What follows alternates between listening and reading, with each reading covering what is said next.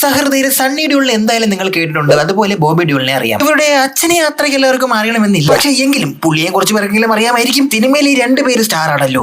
അനിയും ബോബി ഡ്യൂളാണെങ്കിൽ മെനിങ്ങാന്നും കൂടി കങ്കയിൽ ഒന്ന് സൈഡായി പോയതേ ഉള്ളൂ. പക്ഷെങ്കിൽ പാജി ആ ഐക്കോണിക് ഡയലോഗ് നിങ്ങൾക്ക് ഓർമ്മയുണ്ടല്ലോ, जब ये 2.5 किलो का हाथ किसी पर पड़ता है ना तो आदमी उठता नहीं, उठ जाता। ശരി, വരൂ നമുക്ക് പടത്തിലേക്ക് നടക്കാം. സണ്ണി പാജി ഈ പടത്തിൽ ഒരു മഹാവീരനാണ്. ഏത് ലെവൽ എന്നൊക്കെ ചോദിച്ചാൽ മാപ്പ് പറയിപ്പിക്കാൻ വേണ്ടി മരണമാസ കാണിക്കുന്ന ലെവൽ. ഒരു കാടിന്റെ പശ്ചാത്തലത്തിൽ തുടങ്ങുന്ന പടം കുറച്ച് പട്ടാളക്കാർ നീതി കാക്കുന്നത് കാരണം വെടികൊണ്ട് ചാവുന്നതിൽ നിന്നാണ് പടം മുന്നോട്ട് പോകുന്നത്. പണ്ടും ഇന്നും അന്നും എന്നും പെണ്ണിനും മണ്ണിനും പൊന്നിനും വേണ്ടിയാണല്ലോ ജീവൻ കളയുന്ന മനുഷ്യന്മാരുണ്ടായിരുന്നത്. ഈ സീൻ കട നമ്മുടെ രമ്യ രാഷ്ട്രപതിക്ക് ഒരു പാഴ്സൽ കിട്ടുന്നതിലേക്ക് ചെന്ന് നിൽക്കും. അതിനകത്താണെങ്കിലും മൊത്തം ഫിംഗർ ചിപ്സും ടൊമാറ്റോ സോസും കൂടെ ഒരു കത്തുമുണ്ട് കേട്ടോ. എന്തോ കാര്യമായി ആ കത്തിനകത്തുണ്ട്, അല്ലെങ്കിൽ ഇങ്ങനെ അവച്ച KFC സോസം ഒക്കെ കൊടുത്തു വിടില്ലല്ലോ. അത് രമ്യച്ച് ഈ വിഷയം എന്താണെന്ന് അന്വേഷിക്കാൻ CBI ആയ ഡാഡി ഗിർജിനെ പറഞ്ഞുവിടും. പെട്ടെന്ന് സീൻ കെട്ടെ ഒരു ഗ്രാമത്തിലേക്ക് ഫോക്കസ് ചെയ്യും. അവിടെ ഒരു ക്രൂരനായ സ്വച്ഛാധിപതി ഉണ്ട്. അവൻ അവിടുത്തെ നാടും വീടും മണ്ണും പെണ്ണും പൊന്നും ഒക്കെ ആൾബലവും പണവും അധികാരവും കൊണ്ട് അടക്കി വെച്ചിരിക്കുകയാണ്. അങ്ങനെ അവിടുത്തെ പാവങ്ങൾക്കെതിരെയുള്ള ക്രൂരത കണ്ട് ഒരു കൂട്ടം ലേഡി പോലീസുമാർ, I repeat the woman empowerment, അവിടുത്തെ പേടിത്തൂറികളായ ആൺ പോലീസുകളെ കളഞ്ഞ് ഇങ്ങനെ ഈ കൊടും ക്രൂരത ചെയ്ത ക്രൂരന്മാർ ആരാണെന്ന് അറിയാൻ വേണ്ടി തലയില്ലാത്ത മത്തി പോലെ ഉറങ്ങിക്കിടന്നവരെ നോക്കി ഒരു സല്യൂട്ട് അടിച്ച് എന്നിട്ട് ഇത് ചെയ്ത വില്ലന്റെ കൊട്ടാരത്തിലേക്ക് ചെന്നങ്ങ് കയറി കൊടുക്കും ഈ നാരികൾ. അവിടെ നമ്മുടെ റെജീന കസാൻഡ്ര ദേവിയെ പോലെ വന്ന് നിൽക്കുവാണ്. എന്നിട്ട് അവരെ മര്യാദയ്ക്ക് വിളിച്ച് അകത്തോട്ട് കൊണ്ടുപോയി തുണി വലിച്ചു കയറും. അതേ ഗസ് അവരെ വസ്ത്രാക്ഷേപം ചെയ്യും. നീയൊക്കെ ഒരു സ്ത്രീയാണോ? ഞാൻ നിന്നെ വെറുക്കുന്നു. വസ്ത്രം പോയാൽ നമ്മുടെ ധൈര്യവും കൂടി ചേർന്ന് പോകുമെന്ന് നിങ്ങൾക്ക് മനസ്സിലായില്ലേ? ഇപ്പോ പാവകൾ ക്രൂരമായി പോയി. ഒരു ക്ലോസ് ഷോട്ട് പോലും ഇല്ലല്ലേ?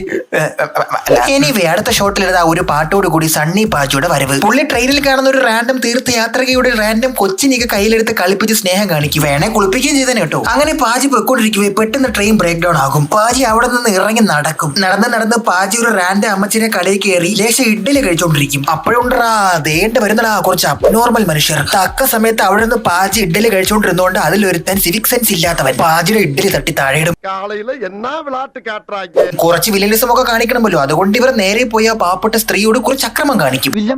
പക്ഷെ ഇത്രയും ചൂടുള്ള ഇഡ്ഡലി തിന്നോണ്ടിരുന്നപ്പോ അതുപോലും തട്ടി താഴെ ഇട്ടിട്ടും പാജി വളരെ മാന്യമായി പോയി അവന്മാരോട് ചോദിക്കും, ഒരു സോറി പറ. പക്ഷെങ്കിൽ ഗുണ്ടന്മാർക്കുണ്ടോ ഇതൊക്കെ മണ്ടയിൽ കയറുന്നു? അഹങ്കാരികളും തോന്നിവാസികളുമായി അവർ അങ്ങ് നോർത്തിൽ നിന്ന് വന്ന പാജി ഹിന്ദിയിൽ പറഞ്ഞപ്പോ ഇങ്ങ് സൗത്തിൽ കിടക്കുന്ന ഗുണ്ടന്മാര് ഹിന്ദി തന്നെ പറയും.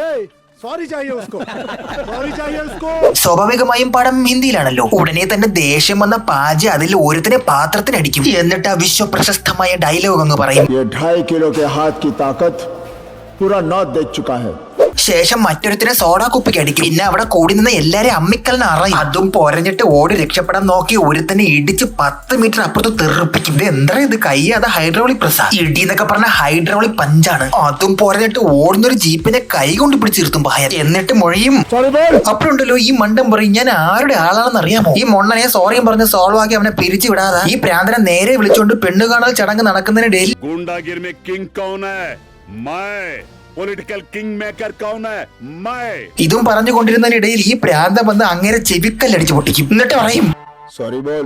അടിയും കിട്ടി ചാടി എണീച്ചിട്ട് അങ്ങേര് ന്യായമായ ഒരു ചോദ്യം ചോദിക്കും, നീ എന്നെ അടിച്ച് താഴെ ഇട്ടിട്ട് എന്റെ തന്നെ സോറി ചോദിക്കണ യാരാ നീ? ഇങ്ങനെയാണെങ്കിൽ അവിടെ അച്ചപ്പും മുറുക്കും നിന്നുകൊണ്ടിരുന്ന ഗുണ്ടകളെ മൊത്തം വിളിച്ച് ഇടി വേടിപ്പിക്കും. ഇടി എന്നൊക്കെ പറഞ്ഞ കണ്ണ് കണ്ടുകൂടാത്ത അമ്മൂമ്മ ഒരാ ഇടിയെ കണ്ട് ഇത്രയും അടിയൊക്കെ വാങ്ങിച്ചു കൂട്ടിട്ട് ഈ മണ്ടം പറയും, ഞാനല്ല, എന്നെക്കാൾ വലിയ കിടിലം വേറെ ഉണ്ടെന്ന് പറയും. എനിക്ക് അറിയാൻ വേണ്ടി ചോദിക്കുകയാണ്, ഇത്രയും അടിയും കൊണ്ട് പല്ലും പോയിട്ട് ഇവമാർക്കൊക്കെ സോറി അങ്ങ് പറഞ്ഞാൽ പോലെ. എനിവേ ഇവന്റെ തലയ്ക്ക് മുകളിലുള്ളവന്റെ പേരാണ് സോമലു. എന്നാ പിന്നെ അവന്റെ ഇന്ന് സോറി വാങ്ങാന്ന് പാജി. ഇത് മറ്റേ സൂപ്പർ മാരിയോ ഗെയിം കളിക്കുന്ന പോലെ ഓരോ ലെവലിലും ഓരോ ബോസിനെ കൊന്ന് അവസാനം ഫൈനൽ ബോസിന്റെ അടുത്ത് എത്തൂലേ, അതാണ് കളി. എന്തായാലും ഇവിടെ വില്ലൻ സോമാണ്ടിയാണല്ലോ. അതിനകത്ത് കയറിയ പാജി ഒരുത്തനെ ഒറ്റയടിക്ക് തെറിപ്പിക്കും, വേറെ ഒരുത്തനെ ചവിട്ടി പറപ്പിക്കും. അതിനിടയിൽ ഒരുത്തൻ താ നീന്തി പോണ്.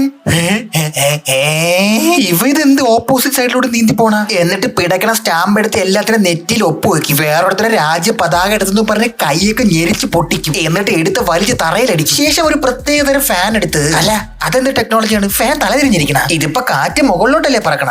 ഇച്ചിരി കാറ്റിടണമെങ്കിൽ അതിന്റെ മോളിൽ ഊഞ്ഞാല് കെട്ടി കിടക്കേണ്ടി വരുമല്ല. എനിവേ ആ ഫാൻ പറിച്ചെടുത്ത് സോമാണ്ടിനെ ഇടിച്ച് ചുമരി കയറ്റും. എന്നിട്ട് പറയും, അപ്പഴീ മണ്ടനും പറയും, എന്റെ അണ്ണ ആരാണെന്ന് അറിയാമോടാ? അപ്പൊ ഇതാ വരുന്നടാ നമ്മുടെ final boss, the criminal mastermind Ranakonda, അല്ല രണതുമ്പ, അതെന്തേലും ആകട്ടെ. അങ്ങനെ പാജി അവിടോട്ടൊരു പാണ്ട് ലോറിയുമായി ചെന്ന് രണകൊണ്ടയുടെ അനിയനെ എടുത്ത് വലിച്ചെറിഞ്ഞ് അവിടെ കൂടി നിന്ന് 10-20 പേർക്ക് ഇടിയും കൊടുത്ത് എന്നിട്ട് അലറിക്കൊണ്ട് പറയും, വിളിക്കടാ നിന്റെ ഭായിനെ. ഭായി ആണെങ്കിൽ ഭായി ലേശം അന്നേരം കുറച്ച് പൂജയൊക്കെ ചെയ്ത് നിൽക്കുകയാണ്. പാജി അവിടെ നിന്ന് സെയിം കഥ ഇറക്കും, ഇഡലി കഥ. പക്ഷെ ഈ പുള്ളിക്ക് കാര്യം മനസ്സിലാകും, ഈ വട്ടനെ പിടിച്ചിരുത്തണം ഈസി അല്ല എന്ന്. അതുകൊണ്ട് അയാളെ സോറി പറയും. സന്തുഷ്ടനായ പാജി ഒരു ലവ് യും പറഞ്ഞ് അങ്ങ് തിരിച്ചു പോകാൻ നിൽക്കവേ നേരത്തെ അവളുടെ വലിച്ചു കയറി സ്ത്രീകളുടെ പോലീസ് യൂണിഫോം കാണും. അത് കണ്ട് പാജി തിരിച്ചു വന്ന് എന്നിട്ട് ആ ഡ്രസ്സെല്ലാം കൂടി ശേഖരിച്ച് അവിടെ നഗ്നയായി ഇരുന്ന പോലീസുകാരികൾക്ക് കൊടുക്കും. എന്നിട്ട് 3-4 പേരെ ഒറ്റ കയ്യിലെടുത്ത് തലകുത്തി ഇടിക്കും, ഒരു തൂണും ഇടിച്ച് പിളർക്കും. അപ്പൊ ആ വീട്ടിലെ കിളവി ഉണ്ടല്ലോ ഓടിച്ചെന്ന് ഡോർ അടച്ച് തമിഴിൽ 2 ഡയലോഗ്.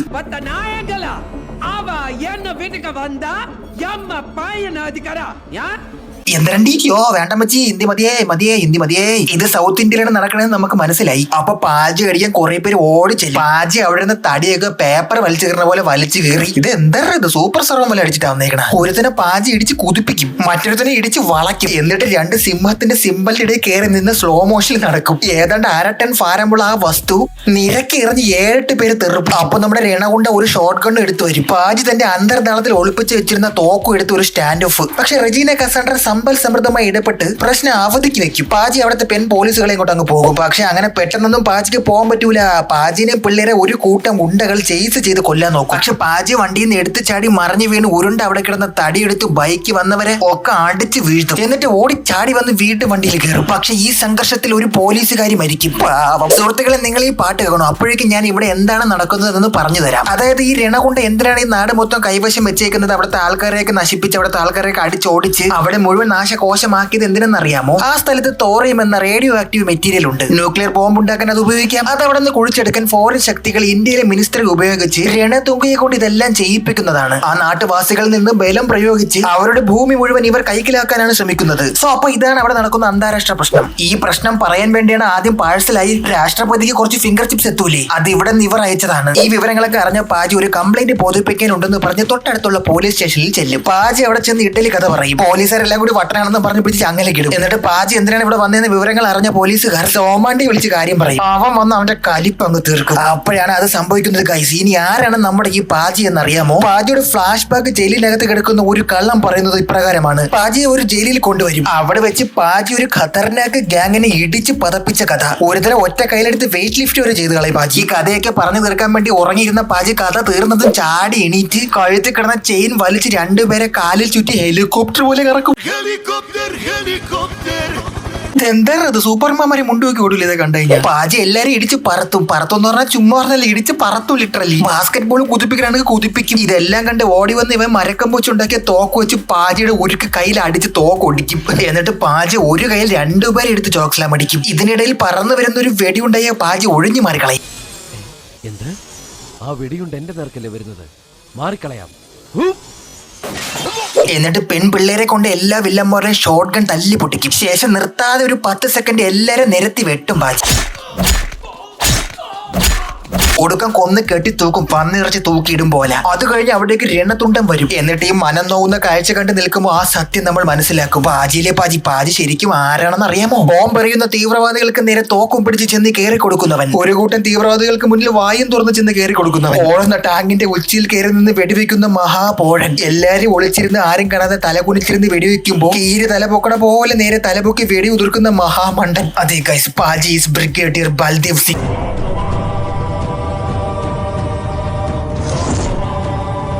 അപ്പോഴാണ് ഒരു കണ്ടെയ്നർ നിറച്ച ആൾക്കാരുമായി ബലം പ്രയോഗിച്ച് ഒപ്പിടിപ്പിക്കാൻ രണത്തുണ്ടം വരുന്നത്. അതിന് പുറകെ ഒരു ഹെലികോപ്റ്റർ എടുത്ത് ഇൻവിറ്റേഷൻ കിട്ടാത്ത പാജി 2 കയ്യിലും ഒരേ സമയം കണ്ണും പിടിച്ച് പിന്നെ സമയം കിട്ടുമ്പോൾ റോക്കറ്റ് ലോഞ്ചറും എടുത്ത് ഉപയോഗിച്ച് ഒറ്റയ്ക്ക് വന്നിറങ്ങും. ഈ നാശം പിടിച്ചും വന്ന തീയും പോകുകയാണ് മൊത്തം. റോക്കറ്റ് ലോഞ്ചറിന്റെ ഉണ്ട തീർന്നാണ് നിർത്തിയിട്ട ഹെലികോപ്റ്റർ വീണ്ടും ബീജം വിട്ട് നടന്നു പോയി അടുത്ത തോക്കുമായി വരും. അതുവരെ ഈ മണ്ടന്മാരൊക്കെ നോക്കി നിൽക്കും.